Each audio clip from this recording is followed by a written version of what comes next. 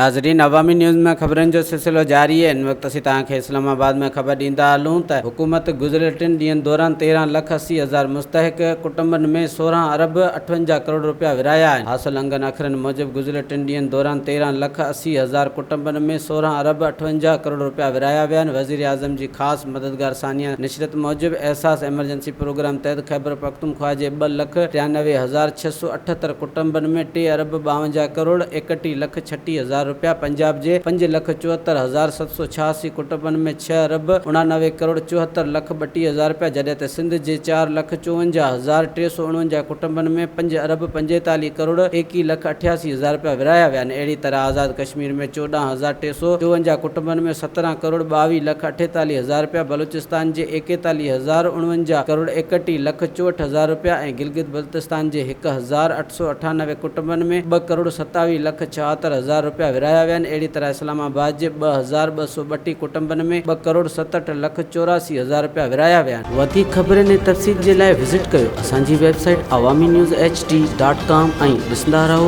Awami news HD।